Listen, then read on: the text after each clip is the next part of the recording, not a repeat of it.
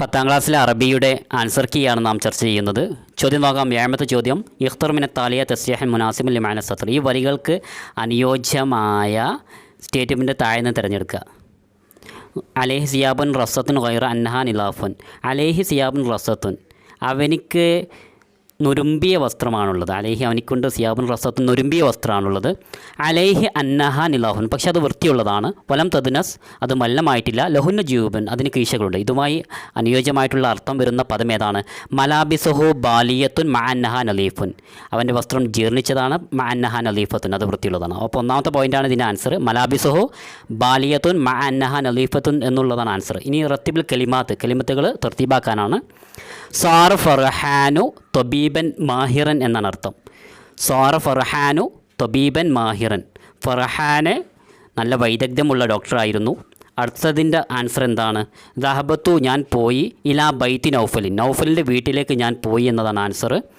Sahail കലിമത്ത് ലത്തി തഹ്തഹ ഖത്ത്, താഴെ തന്നിട്ടുള്ള അടിവരയിട്ട പദം ശരിയാക്കുക എന്നുള്ളതാണ്.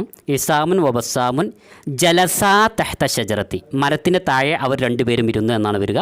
ഇസാമുൻ വബസാമുൻ ജലസാ തഹ്ത ഷജറത്തി. അടുത്തത് അൽ മുദലിസൂന യർജിഊന മിനൽ മദ്രസ, ഉസ്താദുമാർ, അധ്യാപകർ, അവർ മദ്രസയിൽ നിന്നും മടങ്ങുന്നു. അടുത്ത ചോദ്യം 10ാമത്തതാണ്. അല്ലാഹു സൽമാൻ മക്കാന സൽമ, സൽമയുടെ സ്ഥാനത്ത് സൽമാൻ വെച്ചാൽ എന്തൊക്കെ മാറ്റങ്ങളാണ് വരിക നോക്കാം. ചോദ്യം ഇങ്ങനെയാണ്: സൽമ ദാരിസത്തുൻ നഷീത്തത്തുൻ സോലിഹത്തുൻ. സൽമ വിദ്യാർത്ഥിയാണ്, നല്ല സോലിഹത്തായിട്ടുള്ള ഉന്മേഷമുള്ള വിദ്യാർത്ഥിയാണ്. ഹിയ തുഹിബ്ബുൽ ലോകത്തിൽ അറബിയ, അവൾ അറബി ഭാഷ ഇഷ്ടവെക്കുന്നു. വാലിദുഹ മുഹന്ദിസുൻ, അവളുടെ പിതാവ് മുഹന്ദിസാണ്, എഞ്ചിനീയറാണ്. ഇത് മാറ്റങ്ങൾ വരുത്തിയ എന്തൊക്കെയാണ് വരിക? സൽമാൻ ദാരിസുൻ നഷീത്തുൻ സോലിഹുൻ. ഹിയക്ക് പകരം ഹുവ യുഹിബ്ബുൽ ലോകത്തിൽ അറബിയ വാലിദുഹു മുഹന്ദിസുൻ. ഇതാണ് ആൻസർ. സൽമാൻ ദാരിസുൻ നഷീത്തുൻ സോലിഹുൻ.